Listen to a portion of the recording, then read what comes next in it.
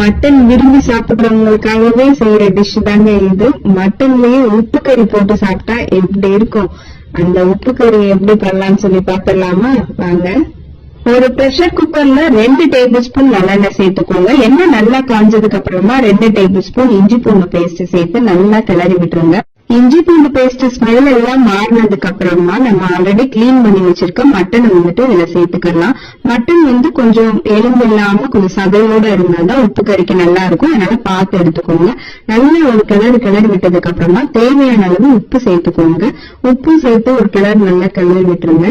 இப்ப பாத்தீங்கன்னா இந்த மட்டன்ல 1 டீஸ்பூன் மஞ்சள் தூள் சேர்த்துக்கோங்க.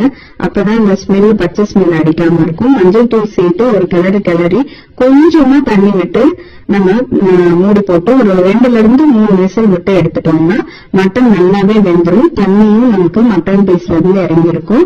இது ஒரு பக்கம் இருக்கட்டும். இப்போ ஸ்டவ் ஆன் பண்ணிட்டு நான் இரும்பு சட்டி எடுத்திருக்கேன். இது சாதாரண சட்டியில கூட செய்யலாம். இரும்பு சட்டியில செஞ்சீங்கன்னா டேஸ்ட் இன்னும் சூப்பரா இருக்கும். ஒரு 3 டேபிள் ஸ்பூன் நல்லெண்ணெய் சேர்த்துக்கோங்க. எண்ணெய் நல்லா காஞ்சதுக்கு அப்புறமா 1 டீஸ்பூன் சோம்பு, 20 பல்லு பூண்டு சேர்த்துக்கோங்க.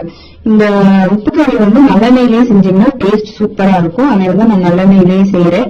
பூண்டு ஒரு வதங்கினதுக்கு அப்புறமா ஒரு 15 காஞ்ச மிளகாவை 2ஆ கீறி அதை சேர்த்துக்கோங்க. இந்த உப்பு கறிக்கு காரம் கொடுக்க போறது இந்த மிளகாய் மட்டும்தான். நம்ம வேற எந்த பொடியும் ஆட் பண்ண போறது இல்ல. இது கூட ஒரு 1/4 கிலோ சின்ன வெங்காயம்னா நான் உரிச்சு 2ஆ கட் பண்ணி அதையும் இதுல சேர்த்திருக்கேன்.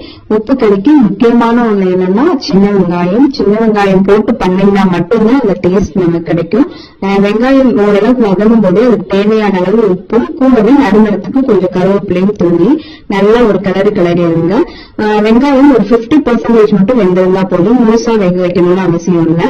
வெந்ததுக்கு அப்புறமா நம்ம ஆல்ரெடி வேக வச்சிருந்த அந்த மட்டனை இதுல சேர்த்து ஒரு 20 மினிட்ஸ் நம்ம அப்படியே சிம்லயே வச்சு வேக விட்டுட்டே வந்தீங்கன்னா ஓரளவுக்கு தண்ணி நல்லா வத்தி அந்த கறியை சுருள வதங்கினதுக்கு அப்புறம் ஃபைனலா 1 டேபிள் ஸ்பூன் மிளகுத்தூள் இதுல சேர்ப்போம். இது வீட்லயே இடிச்சு செஞ்சது. நம்ம கடையில வாங்கணும்னா அந்த அளவுக்கு டேஸ்ட் இருக்காது. அதனால ஃப்ரெஷ்ஷா வீட்லயே இடிச்சு சேர்த்துக்கோங்க. ஃபைனலா மிளகுத்தூள் இடிச்சு சேர்த்துட்டு அப்படியே சர்வ் பண்ணீங்கன்னா சூப்பரான மட்டன் உப்பு கறி ரெடி ஆயிடுச்சுங்க. இது அப்படியே நம்ம சூடான சாதத்துல போட்டு சாப்பிட்டோம்னா அப்படி இருக்கும். இல்ல கஞ்சி இருந்தா கஞ்சிக்கு இது பக்காவான காம்பினேஷனா இருக்கும். கண்டிப்பா ட்ரை பண்ணி பார்த்துட்டு எப்படி இருந்துச்சுன்னு சொல்லி மறக்காம